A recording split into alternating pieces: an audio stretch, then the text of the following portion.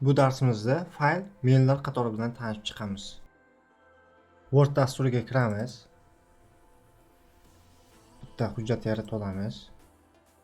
Bu yerda fayl degan joyimiz bor. Butonda qaranglar, nimalar bor o'rganib chiqamiz. Сведения, защита dokumenti. Aytaylik, biron bir hujjatimizni himoya qilmoqchi bo'lsak, boshqa kompyuterga tushganda parol so'rayotgan qilmoqchi bo'lsak, защита dokumenti orqali qilamiz. Создать. Bu biron bir shablon yaratishimiz. Maytda qo'shimcha shablonlar bor, bu faqat internet orqali ishlaydi. Internetingiz yoniq bo'lganda shablonlarni ochib beradi. Shu shablonlar o'zlariga moslanib tanlab ochib olsalaring, xuddi shunaqa ko'rinishda shablon yaratib beradi Wordda. Endi открыть. Bu последний degan narsa oxirgi ishlangan hujjatlarni ochib beradi. Bu OneDrive esa o'zini xuddi kompyuter sotxonligida o'tganman. Bulutli disklar bor, OneDrive ham xuddi shunaqa.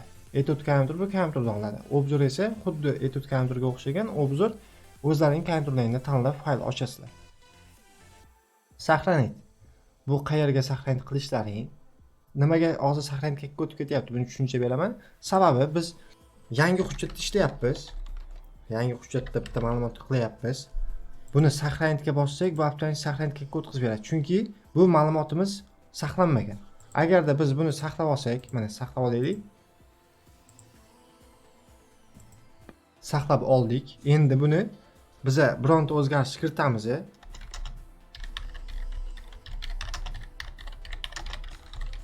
Bitta o'zgarish kiritdik mana. O'zgarish kiritganimizdan keyin saqlanishga bossak, bu avtomatik saqlaydi. Bo'ldi mana.